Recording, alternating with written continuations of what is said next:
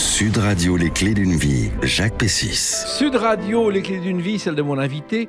Le destin vous a fait passer du monde des 3 étoiles à un autre beaucoup plus sombre où vous avez vu parfois 36 chandelles. Vous le racontez aujourd'hui dans un livre. Les écrits restent, mais les paroles ne s'envolent pas toujours. La preuve, bonjour Dominique Loiseau. Bonjour Jacques. La revanche d'une femme, c'est un livre paru chez Michel Lafon où vous racontez votre parcours. Et bien votre parcours, ça tombe bien. On va l'évoquer dans ces clés d'une vie, comme d'habitude, à partir de dates clés, si vous en êtes d'accord, bien sûr. Oui, bien sûr. La première date que j'ai trouvée, ça vous dira quelque chose, c'est le 26 septembre 1980. C'est la sortie de votre premier livre, qui s'appelle Hygiène et Restauration. Oui, exactement. C'était un livre que j'ai fait pour la profession, parce que venait de sortir une législation fleuve pour la profession de la restauration. Et il y a eu un tollé dans la profession. Bon, moi, j'enseignais les règles d'hygiène. Comme j'enseignais les règles d'hygiène, moi, je comprenais cette législation. Et donc, j'ai fait un livre pour expliquer aux professionnels de la restauration pourquoi chaque article concernant les chambres froides, concernant les mains, concernant beaucoup de choses, et aussi pour les écoles hôtelières. J'ai suivi aussi le programme des écoles hôtelières en matière d'hygiène et les nouvelles réglementations. Oui, parce que ça paraît banal aujourd'hui, mais c'est pas si lointain que ça. On a totalement changé les règles d'hygiène pour la restauration et pour la vie. Disons qu'il n'y avait rien avant. Il n'y avait aucune réglementation. Et là, on a fait une réglementation fleuve qui a été calquée sur les industries agroalimentaires et donc qui était vraiment assez poussée, même à la limite trop poussée pour un restaurateur lambda. Il fallait un plafond de 2,10 m, 2,50 m, et s'il était à 2 mètres, il fallait fermer. Voyez. Ouais. Donc, en fait, cette législation avait été faite pour les architectes qui construisaient de nouveaux restaurants, pour que dès le départ, la marche en avant, le circuit des produits propres, des produits sales, soit bien agencé, pour ensuite avoir un travail beaucoup plus rationnel. Oui, et on commence d'ailleurs à l'époque à parler d'intoxication alimentaire. C'est un phénomène nouveau aussi, Dominique Loiseau. Oui, on en parlait un peu plus, mais ça avait toujours existé. Mais on se dit, les gens qui sont tombés malades parce qu'ils ont mangé un truc pas frais, ou parce que c'est normal, c'est une crème anglaise, on tombe malade, ou un pâté, vous voyez.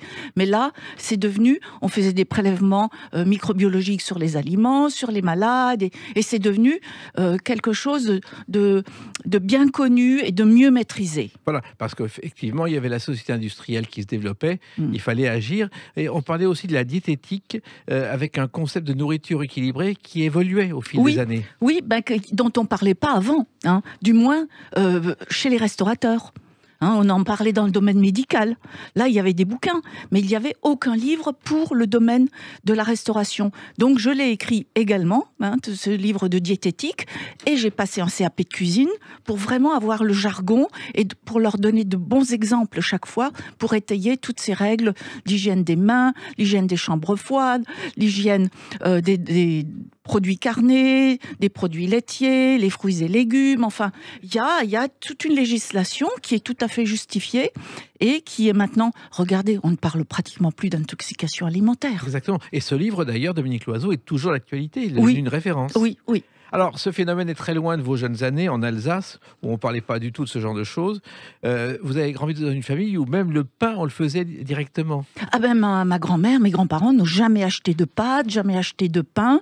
Ils n'achetaient pas grand-chose, quoi. C'était carrément autodépendant, quoi. Voilà. Il y avait la ferme. Et on se débrouillait et ça se passait très bien comme ça. Oui. C'était à Rosenwiller, en alsacien allemand. Rosenwiller, ça veut dire le hameau ou le village des roses. Oui, c'est Rosenwiller-Detwiller, parce qu'il y a un autre Rosenwiller dans le Haut-Rhin, et ça a été peuplé autrefois par les comtes de Rosen qui sont venus de Suisse. Voilà.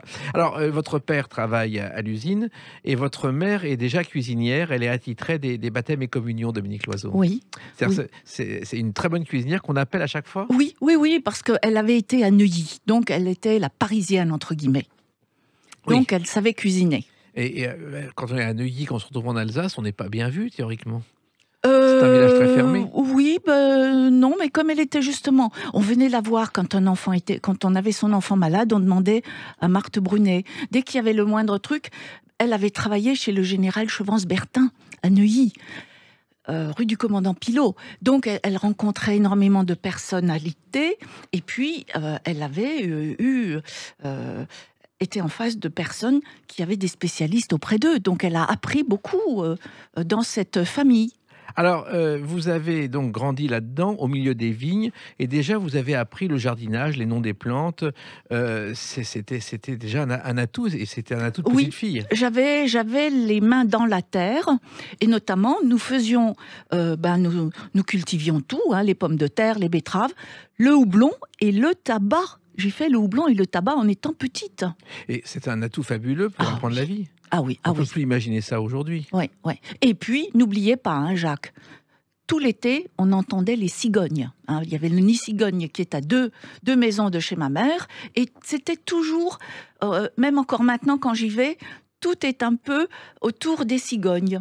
Ça vous fascinait, les cigognes de Dominique Loiseau? Pourquoi? Toujours. Mais c'est un bel oiseau qui est, quand il est debout, il se met sur une patte, il ne bouge plus. Après, il trafique un peu son nid. Enfin, et ça vole. Quand ça vole, c'est tellement beau. Ça vole doucement. Enfin, moi, je ne peux pas. Je vais régulièrement chez ma mère. Surtout pour voir les cigognes. Oui, vol des cigognes qui a changé parce qu'il fut un temps où les 35 000 cigognes du pays allaient en Afrique. Maintenant, elles s'arrêtent en Espagne. Elles ne vont pas plus loin en général. Oui, mais il y en a de plus. Elles reviennent à nouveau. Disons qu'elles ont été un peu protégées et un peu acclimatées. Et puis, vous avez découvert une boisson qu'on appelle le schnapps. Ah oui, je l'ai découvert toute petite. Je veux dire, mon grand-père le faisait lui-même, son schnapps. C'est une eau de vie de quetch. Et c'est vrai que...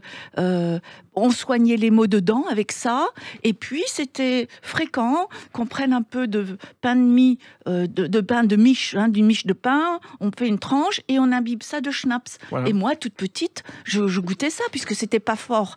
Et c'est comme ça que j'ai appris à aimer les eaux de vie, de fruits.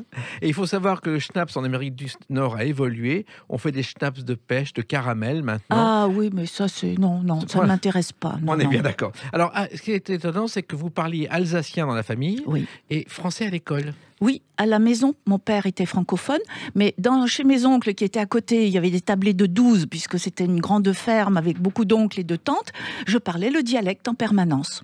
Et puis ce village est devenu la capitale de la chaussure, parce que je crois que Adidas s'est installé là-bas, ça a changé totalement le village. À Detwiller, il y avait Sioux, il y avait Adidas, il y a Hechung aussi maintenant. Ah oui, c'était vraiment toute la population se promener en chaussures de sport et en training, en jogging, oui. Mais comment ces unités est arrivée là? En plus, c'était très bien pour la population parce qu'il y avait du travail pour tout le monde. Absolument. Et c'était vraiment une spécialisation. C'était des Allemands qui avaient choisi l'endroit et tout le monde travaillait dans la chaussure. Et je crois que le soir, votre famille faisait la couture des plateaux des mocassins. Oui, en plus, pour gagner encore un peu d'argent, pour arrondir les fins de mois, et il fallait tirer très fort, et on mettait un petit bout de cuir d'ailleurs sous le petit doigt pour aider et protéger le doigt. C'était pas fait à l'usine, ça? Non, ça c'est fait à la main. Oui. C'est fait à la main. Et puis, vous avez fait vos études à Fenetrange, au collège Notre-Dame de la Divine Providence. Et Fenetrange, il faut savoir que la famille de Marcel Dassault est originaire de ce village. Oui, je le sais, absolument. Mais il ne s'appelait pas Dassault à ce moment-là. Non, il s'appelait Bloch. Bloch, voilà. Alors, qu'est-ce qui vous passionne à l'époque, Dominique Loiseau? C'est la biochimie. Disons qu'en troisième, il a fallu s'orienter. J'ai une fille dans mon village qui faisait un bac... de technologie en biologie, et elle m'en a parlé, et je me suis dit, ça me plairait, et je suis allée à Strasbourg, au lycée technique boulevard de la Victoire, et j'ai fait un bac F7, qui était le bac technique biochimie. Et après, j'ai fait le BTS, biochimie, et après, j'ai fait la licence et la maîtrise de biochimie. Et c'est quelque chose aussi qui a beaucoup évolué, la biochimie. Oui, absolument. Et je me rends même compte, même la virologie que j'avais faite, par exemple, la pandémie que nous vivons, moi, je n'ai jamais entendu durant mes études qu'une pandémie pouvait être en Europe, au cœur de l'Europe. Les pandémies, elles étaient aux Philippines, elles étaient loin, mais pas comme ça. Et alors, il y a aussi quelqu'un que vous avez rencontré, quelqu'un qu'on connaît bien, qui est l'idole éternelle. Oh,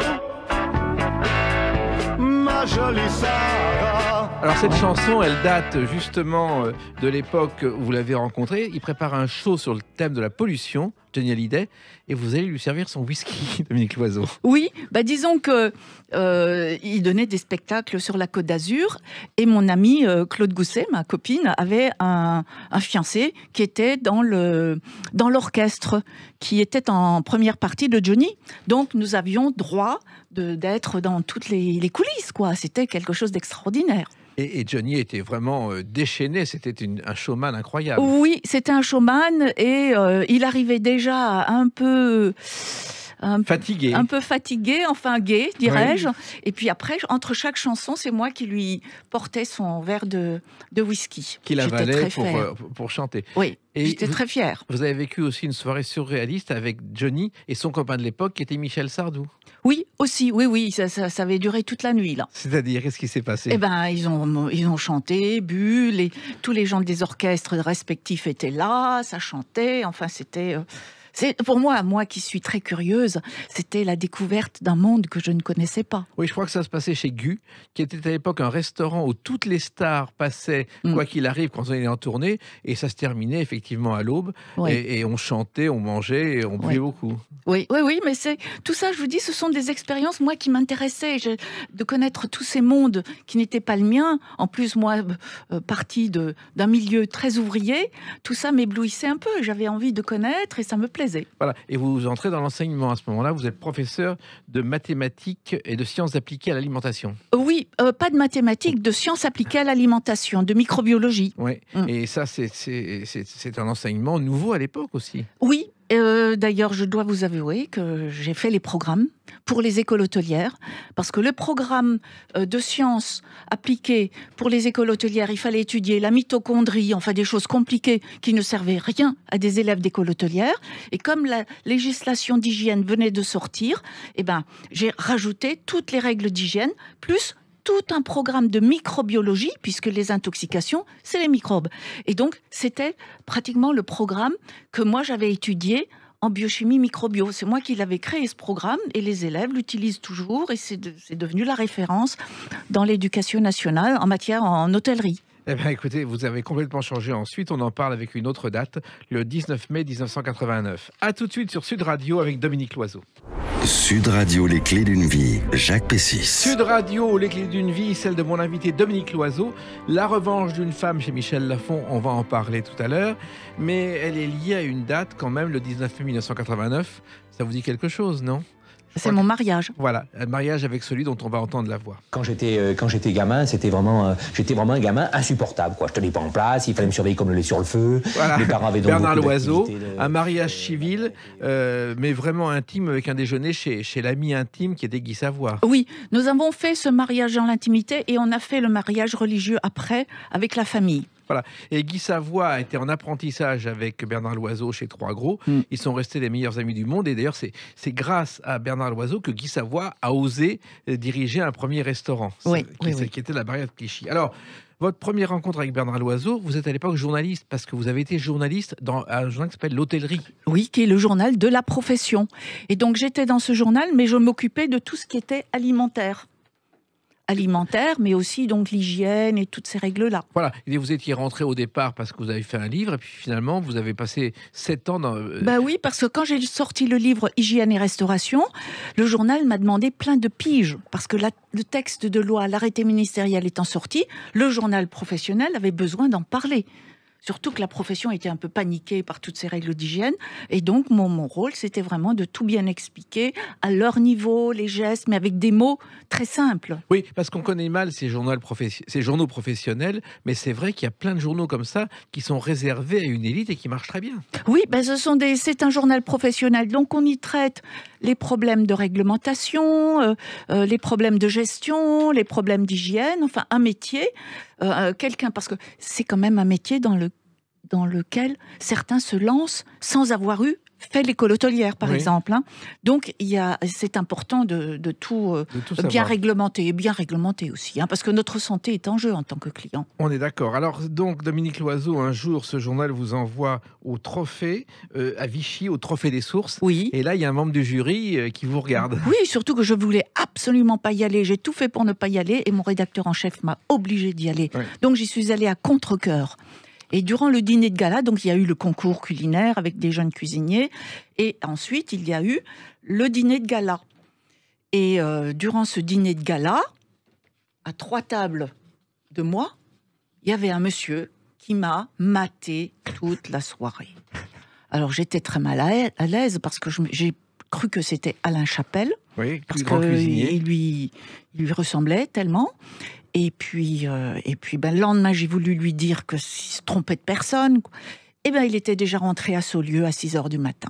Et c'était Bernard Loiseau. Et c'était Bernard Loiseau. Et puis, on me l'a dit. Et vous l'avez revu 15 et jours après. 15 jours après, et il avait à l'époque un gros problème de divorce. Sa femme était partie avec un maître d'hôtel, et ça l'avait mais traumatisé parce qu'il se sentait trahi. Oui, il n'était pas très bien, il était malheureux, mais il s'est quand même intéressé à moi, voyez-vous. Oui. Donc, alors, bon, j'ai essayé de le soutenir comme j'ai pu. Et puis, j'ai progressivement un peu intégré la maison, les week-ends notamment, pour l'aider dans sa déco, l'aider dans tout ce qui était rédigé pour l'hôtel-restaurant. Je relisais, je corrigeais. Enfin bon, je commençais à me rendre un peu utile. Voilà. Ce qui était étonnant avec Bernard Loiseau, c'est que bon, il travaillait le soir à Saulieu, il venait à Paris vous rejoindre, Oui. et il repartait le lendemain matin à l'aube. Oui. Tellement il pleurait. Il était malheureux, il voulait plus dormir chez lui. Et c'était très touchant. Hein. C'était de voir un homme pleurer. Moi, je n'avais jamais vu ça. Et surtout en secret, parce qu'il n'en parlait à personne devant les clients, il était souriant. Mais bien sûr, il était euphorique. Alors, il est né à Chamalières, Bernard Loiseau, comme Daniel Gilbert, comme Michel Charras, et Pierre Schandorfer, qui est le metteur en scène, qui a eu un Oscar du documentaire pour la section Anderson, ils sont aussi de Chamalières. Et puis, je crois que ses parents tenaient une charcuterie, sa mère tenait une charcuterie, et ça lui a permis d'apprendre les bases de la cuisine. Oui, de la cuisine, du bien manger, et puis en plus, elle cuisinait très bien sa maman à la maison. Donc, il a toujours été habitué aux bons produits, et elle faisait tout elle-même. Hein. À ce moment-là, on n'achetait pas les produits faits. De même, le marché, le samedi et le dimanche avec son père, c'était une tradition, et là aussi. Oui, et puis il faisait même de la cueillette. Ils allaient se promener, cueillir toutes sortes de choses dans les monts d'Auvergne.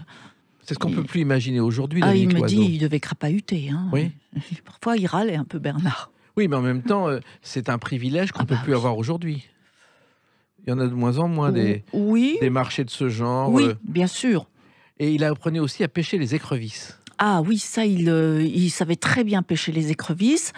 Il l'a appris à notre fils Bastien. Et puis maintenant, il n'y en a pratiquement plus. Alors, en observant la cuisine de sa mère, il a inventé aussi quelque chose, c'est la cuisine sans crème, Bernard Loiseau, car ça vient de sa mère, l'idée, au départ. Oui, parce que sa mère, quand elle faisait revenir une viande, et ensuite, quand c'était un peu caramélisé au fond de la casserole, elle mettait un peu d'eau. Et donc, ça donnait un jus qui avait ce goût de viande. Et Bernard a refait la même chose parce qu'il trouvait ça. Il voulait pas de crème dans sa cuisine. Toutes les recettes étaient crémées. Et au dernier moment, je sais, j'ai passé le CAP de cuisine, il faut encore rajouter du beurre fondu pour faire briller le plat. Voyez-vous. D'ailleurs, moi, pour mes règles de nutrition, c'était dur d'apprendre certaines recettes. Et même pour la santé. Oui, il y a trop de crème, et puis de beurre aussi, toujours glacé au beurre. Donc, il a remis tout cela en question. Et quand il a enlevé tout ce gras et toute cette crème, il a redécouvert le goût du produit. Parce que tout était adouci par la crème. Donc là, il a retrouvé une cuisine épurée. Et ça l'a tellement convaincu qu'il s'est vraiment spécialisé dans ce domaine-là. Et il a ouvert une voie dans laquelle tout le monde s'est engouffré aujourd'hui. Oui. Au début, on se moquait de lui. On disait de la cuisine sans crème, c'est pas de la cuisine française. Sauf que maintenant, tout le monde fait pareil. Alors, il se trouve aussi qu'il a une formule fabuleuse. Il dit, j'ai eu 2 bacs, le bac d'eau froide et le bac d'eau chaude, car les études, ça s'est arrêté très vite pour Bernard Loiseau. Il s'est arrêté en 3e. Mais c'est aussi une phrase qu'utilise Paul Bocuse. Oui. Mais il s'est arrêté en 3e parce qu'il est allé en apprentissage. Oui. Ça ne l'intéressait pas. Il ne supportait pas d'être assis à une table, de rester assis. C'était pas possible. Et donc, Bernard Loiseau va chez Trois Gros à Roanne, qui s'appelait au départ l'hôtel-restaurant des Platanes et qui est devenu en 1935 l'hôtel moderne avant de devenir celui de la famille. Voilà.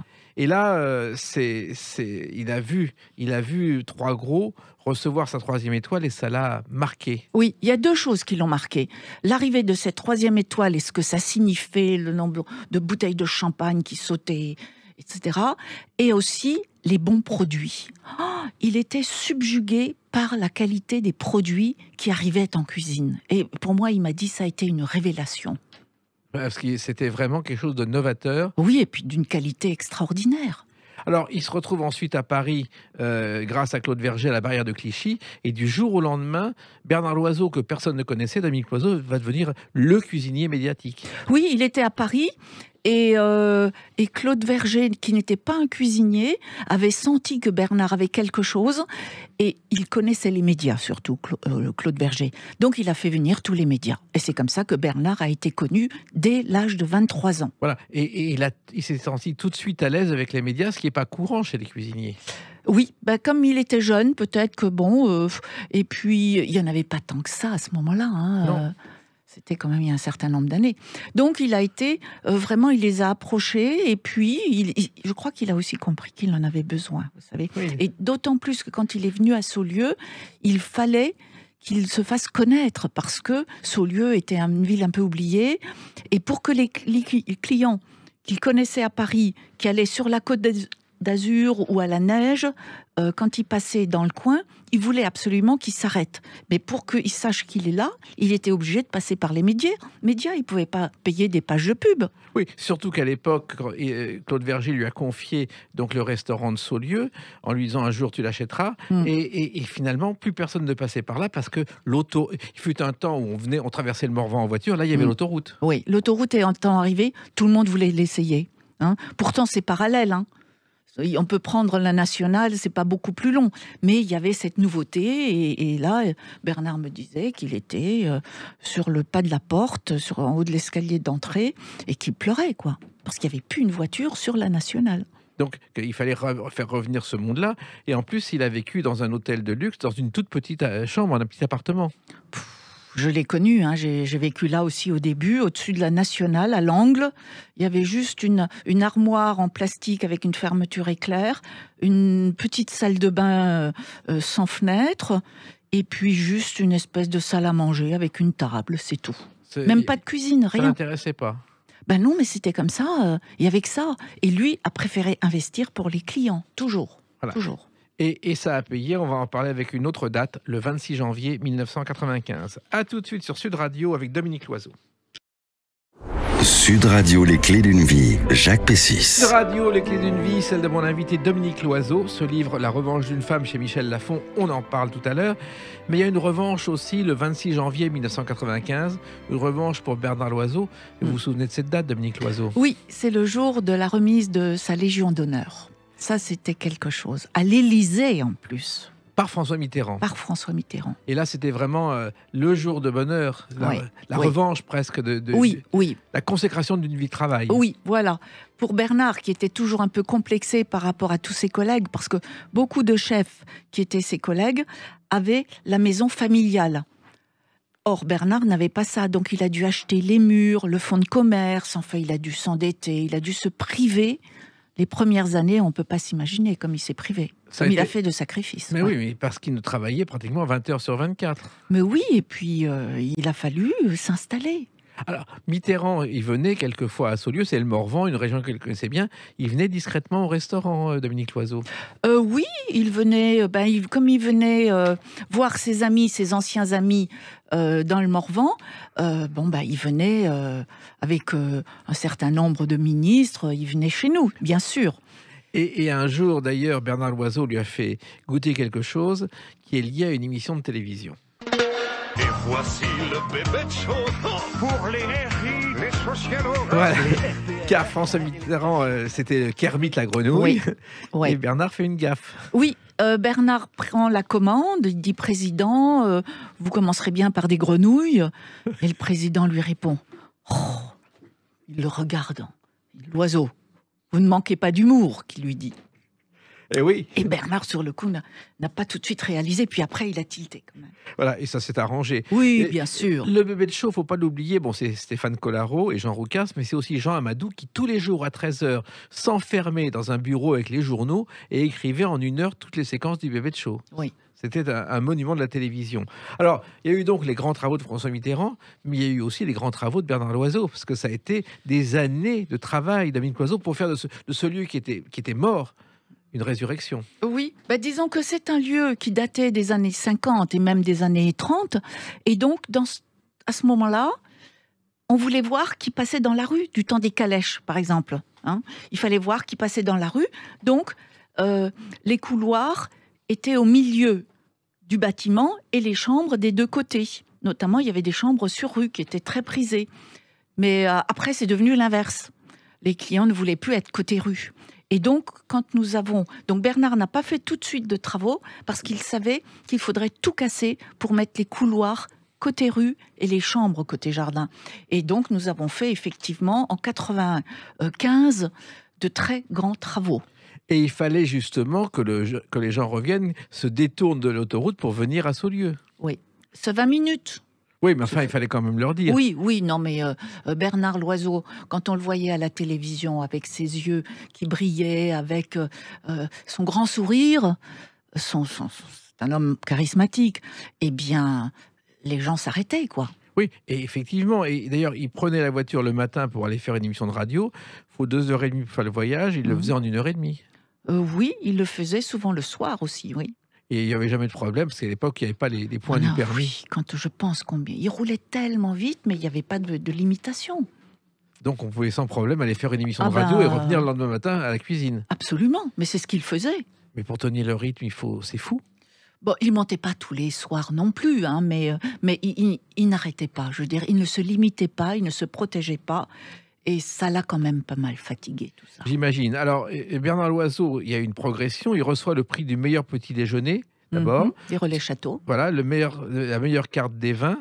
Et puis la 3e étoile. Ça a été un jour extraordinaire, Dominique Loiseau. Oui, ça a été pour lui le summum, quoi, le couronnement de sa carrière. Et il l'a appris un matin au téléphone. Comment ça s'est passé ? Oui, absolument. C'est le directeur du guide Michelin qui l'a appelé pour lui dire. Mais il lui a dit qu'il ne fallait surtout pas l'ébruiter. Parce qu'il a su ça un vendredi et le guide Michelin sortait le lundi. Donc il ne fallait pas que la presse l'annonce avant. Et là, pour tenir sa langue, c'était pas facile. Oui, mais je crois qu'il y a eu aussi des fuites du côté de Michelin. Voilà, donc ça s'est su très très vite. Ça s'est su durant le week-end. C'était quand même le journal du dimanche. L'a annoncé.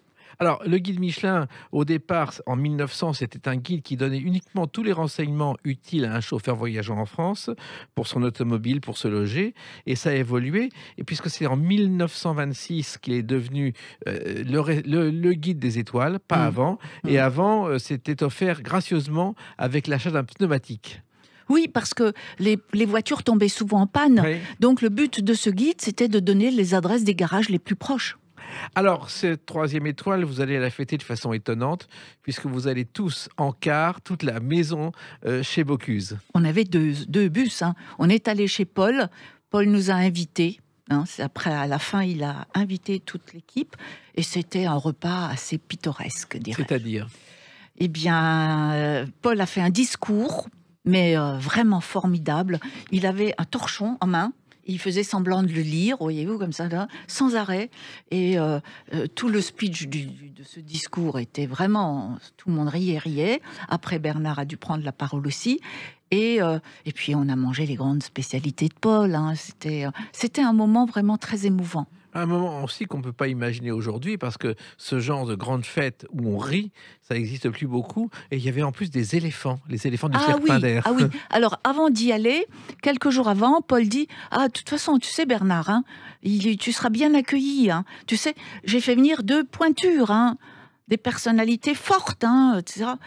Des grandes personnalités. » Donc, avec Bernard, on s'est dit, ça doit être Raymond Barre, ça doit être... Vous voyez, on a cherché des personnes humaines. Et puis finalement, en arrivant, il y avait 2 grands éléphants du cirque Pinder qui étaient là, parce que Paul était en train de tourner une pub avec eux. Et donc, Paul a dû monter sur un éléphant, Bernard sur l'autre. Bernard était vert, il avait peur et tout. Mais il a fallu faire la photo avec les deux chefs sur leurs éléphants. On a oublié que le cirque Pinder, à l'époque, c'était aussi le cirque où l'on venait chanter. Luis Mariano, Charles Trenet et beaucoup d'autres ont fait des tournées avec le cirque Pinder pendant l'été et ça cartonnait. C'est-à-dire, il y avait les éléphants en première partie et les chanteurs en seconde partie. Après. Ce qu'on ne peut plus imaginer aujourd'hui. Alors, dans la défense de Bernard Loiseau, il y a aussi une chose très importante, ce sont les artisans du Morvan.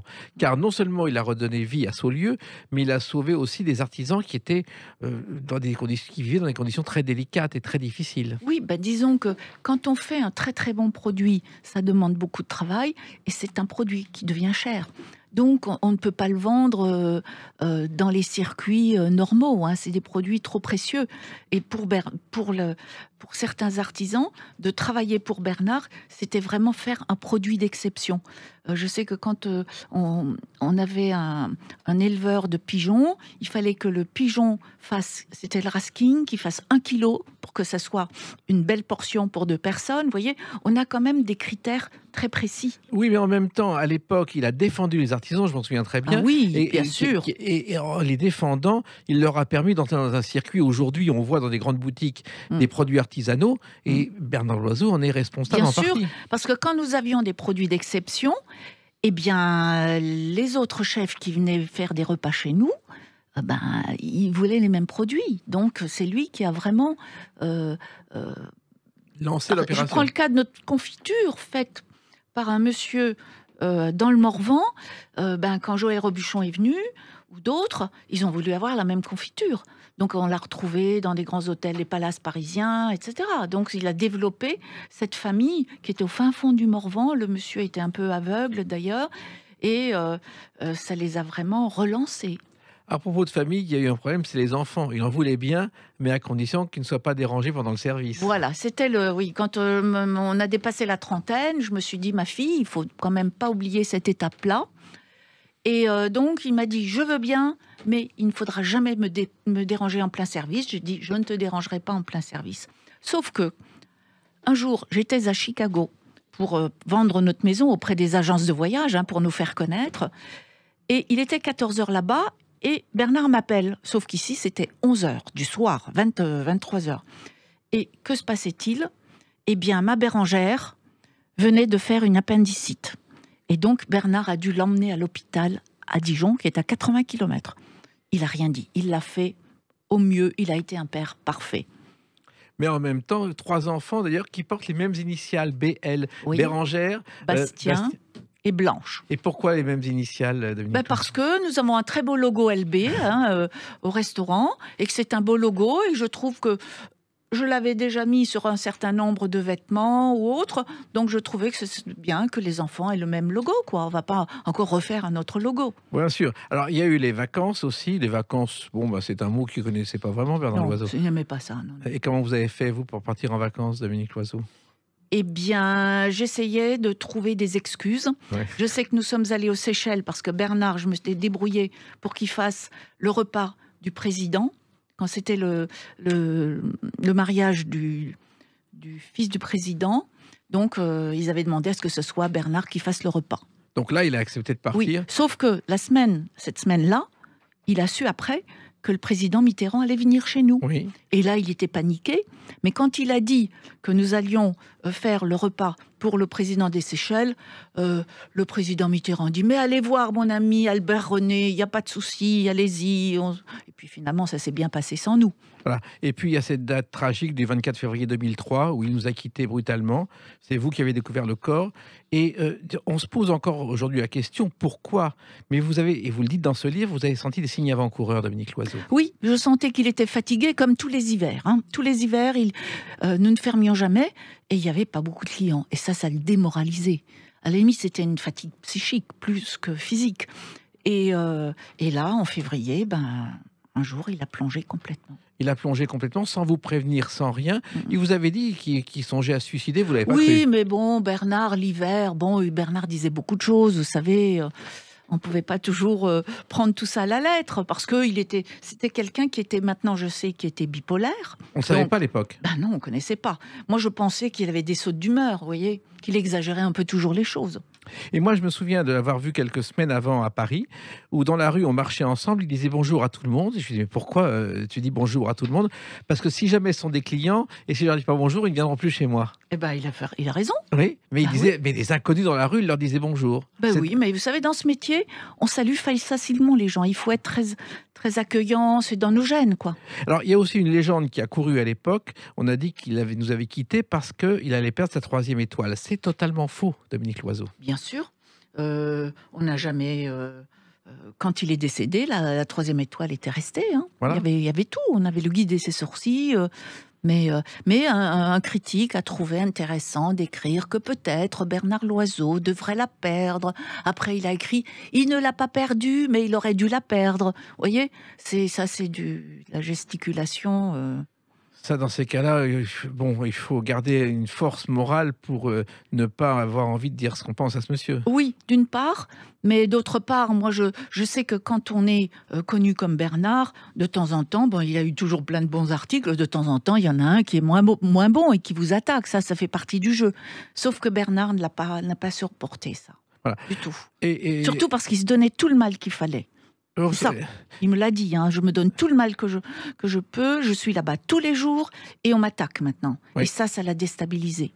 Oui, et vous en parlez dans ce livre dont on va parler, nous, dans quelques instants, à travers une autre date, le 3 juin 2021. A tout de suite sur Sud Radio avec Dominique Loiseau.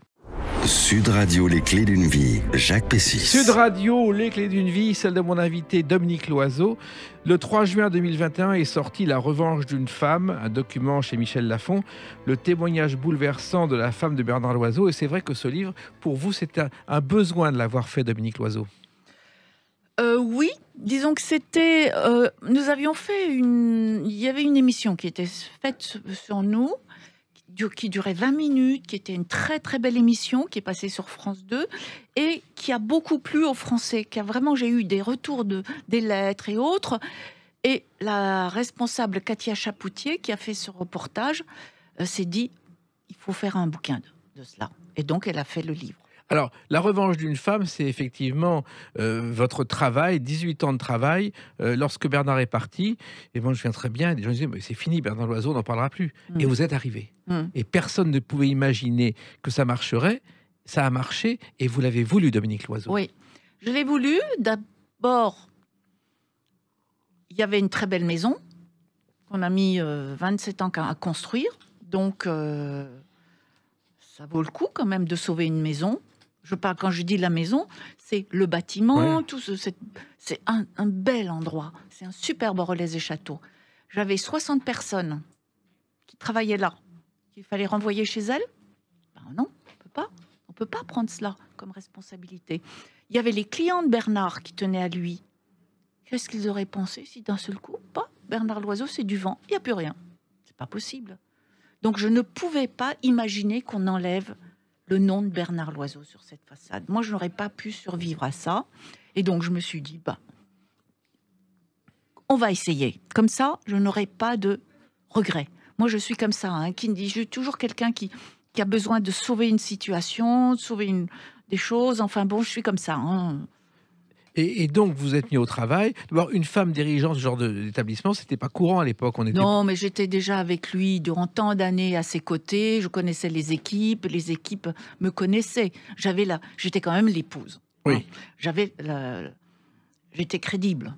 Oui, mais en même temps, vous avez travaillé dans l'ombre et là, vous passiez en pleine lumière. Oui, mais que ce soit Bernard ou moi, on faisait les mêmes choses. Oui, sauf que vous, les médias, ne vous connaissez pas. Oui. Il y a eu une photo dans Match avec vos enfants qui a fait beaucoup parler. C'est-à-dire qu'on vous a vu en une de Match avec vos enfants en disant « on continue ». Oui, vous savez, une maison, elle doit tourner. Donc, si vous vous arrêtez 2-3 semaines, comment vous payez vos employés? Moi, je savais dans la nuit qui a suivi le drame, j'ai beaucoup pensé, j'ai réfléchi, etc. J'étais heureusement assez forte encore pour le faire. Et je me suis dit, il faut continuer tout de suite. Et vous avez continué avec des équipes que vous avez mises en place. Et surtout elles étaient déjà là. Oui, elles étaient là. Oui. Il suffisait de continuer. Voilà. Et surtout avec une image différente, parce que Bernard était connu pour sa joie de vivre et même ses pitreries. Je me souviens d'un Vivement Dimanche avec Michel Drucker, où Michel Drucker lui avait fait goûter du chocolat aux algues. Oui, entre autres. Mais en même temps, vous, c'était différent. Il fallait remettre cette maison en marche avec le financement, avec les moyens, avec les banques. C'était pas toujours facile. Il fallait On n'a jamais eu de problème avec les banques, nous. Hein, jamais. On a toujours eu une bonne trésorerie. Ça a toujours été une maison parfaitement bien gérée. D'ailleurs, nous sommes cotés en bourse. Oui. Hein, c'est Bernard qui l'a voulu. Oui, c'était parce qu'il avait été sollicité et puis il a joué le jeu. Ça nous a permis de rentrer 40% pour améliorer la maison, pour faire des beaux travaux, pour avoir une beaucoup plus belle maison. Donc ça nous a permis d'évoluer. Voilà. Et le personnel a suivi. Quelques-uns sont partis, mais la majorité a suivi. Tout le monde a suivi parce que ce sont des gens qui sont très fidèles et qui ont acheté des maisons, qui sont installés là, les enfants vont à l'école là. Aucun de mes employés n'avait intérêt à ce que je ferme, quoi. Je veux dire, ils étaient tous bien là, ils étaient attachés à la maison. Et ce qu'on ne sait pas, est-ce que vous racontez dans ce livre, Dominique Loiseau, c'est qu'il y a un homme, un ami de Bernard et un de vos amis qui vous a aidé en coulisses à tenir le choc, et qui a été là au quotidien. Oui, c'est Rémi Robinet-Dufaux, qui est le président du groupe NR. C'est un monsieur charmant qui, un jour, Bernard partait à Paris un soir à 23h, après le service, et Rémi lui a dit Bernard, tu roules pas si vite, tu prends ton temps, tu fais attention. Et Bernard lui a répondu, de toute façon, s'il m'arrive quelque chose, tu seras là. Bernard est décédé. Le lendemain matin, Rémi Robinet-Dufaux était dans mon bureau. L'après-midi, nous avons travaillé sur les assurances, sur tous les problèmes administratifs qui allaient me tomber dessus. J'étais incapable de traiter tous ces problèmes, moi, toute seule. Et j'aurais même pas trouvé dans ma région des gens qualifiés pour cela. Donc Rémi venait. Déjà, il était resté plusieurs jours avec les premières assemblées générales, conseils d'administration que nous avons fait et autres. Et ensuite, il est venu durant plus d'un an, tous les samedis après-midi. On travaillait sur un certain nombre de dossiers. Et c'est comme ça que vous avez réussi à remonter la maison, parce qu'au départ, les clients ne sont pas revenus tout de suite. Quand même, oui, quand même. Alors, on a eu quand même 40% de clients qui étaient là, au départ. Alors, j'ai jamais su si c'était pour nous soutenir ou si c'est des clients qui avaient envie de voir comment était cette maison avant qu'elle ne ferme. Mais toujours est-il que nous avions des clients. Alors, vous avez aussi redéveloppé des choses que Bernard avait lancées, notamment les plats sous vide par des grands chefs. Ça, Bernard Loiseau, ça aussi, c'était quelque chose qui était nouveau. Oui, c'était un des premiers, oui. Mais nous avons continué avec Patrick. Vous voyez, la Patrick société, qui était son adjoint. Son bras droit en cuisine. Et la société Agis, qui avait fait les plats cuisinés avec Bernard, a eu la générosité de continuer ses plats avec Patrick. Il faut savoir que les plats cuisinés, au départ, c'est Georges Pralu, un cuisinier, qui les a créés au milieu des années 70 pour 3 gros. Et puis, il a découvert que la nourriture cuite de cette façon gardait son aspect original et ne perdait pas ses propriétés alimentaires. Et aujourd'hui, tout le monde le fait. Au contraire, oui. Vous voyez, Georges, d'ailleurs, je me souviens bien, parce que j'étais journaliste à l'hôtellerie, et j'ai écrit sur Georges Pralu, et notamment sur cette technique. Quand vous mettez une pomme dans un sachet enfermé, et que vous mettez un tout petit peu d'épices ou un peu de caramel ou quelque chose comme cela pour la parfumer. Ensuite, vous mettez ça dans un four à température moyenne et cuisson longue. Après, quand vous la sortez, quand vous ouvrez ce sachet, tous les arômes sont concentrés, sont restés dedans. Vous voyez, c'est pas comme dans un four sur une plaque. Et ça a été une révélation. Après, ça a été appliqué à la viande, au poisson, enfin, ça a été... Et seulement après, c'est allé aux États-Unis. Voilà. Et c'était effectivement, les Français ont découvert ça à l'époque où personne n'y croyait. Alors, vous parlez d'un livre que vous avez écrit. Bernard en a écrit plusieurs, Bernard Loiseau, mais il n'en a lu qu'un seul, signé par cette comédienne chanteuse.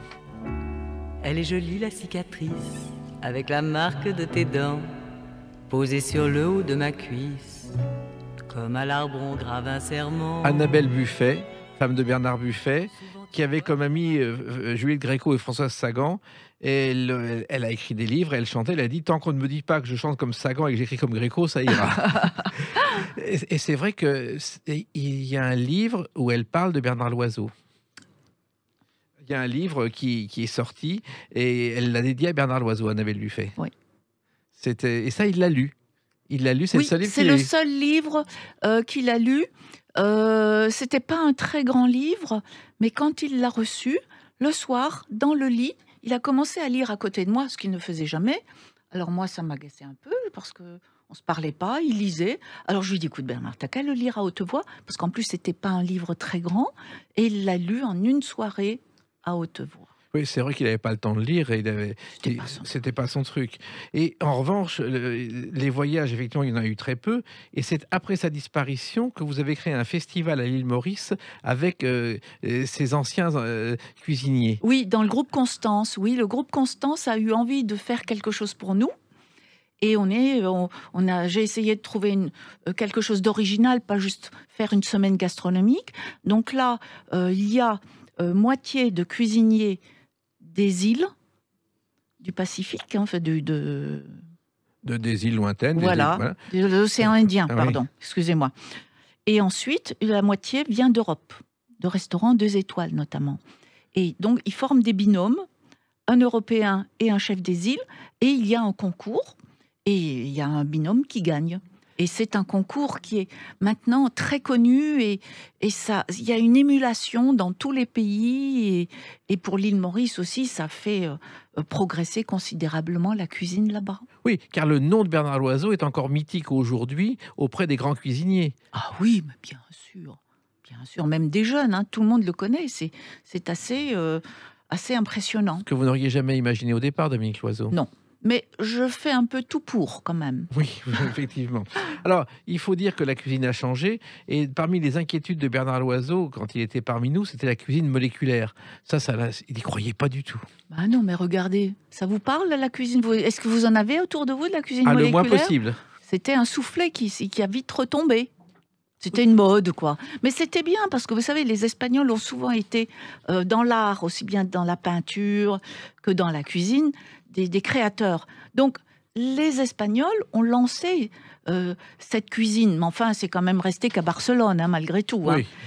Et mais en France, on n'a pas besoin de ça. Hein. En France, on a une culture. Quand on voit que le premier restaurant était français, le premier livre de cuisine était français, la première école hôtelière était française. Enfin, je pourrais parler longtemps là-dessus. Je veux dire, on a ça dans le sang, quoi. C'est la culture française, c'est les Français. Et les autres arrivent largement derrière, parce que même s'ils ont une bonne cuisine, ils vont pas avoir les fromages. S'ils ont les bons fromages, ils n'ont pas forcément les bons vins. En France, on a tout. Et la culture, c'est aussi le jardin. Alors là, il y a les jardins anglais qui ont été avant les nôtres. Et les jardins anglais vous ont inspiré car vous êtes passionné de jardin, Dominique Loiseau. Oui, je suis... un coach m'a dit, j'ai fait une formation de coaching, il a dit, de toute façon, dans une société, il faisait son petit speech, là, en disant, le président, dans une société, il peut faire ce qu'il veut.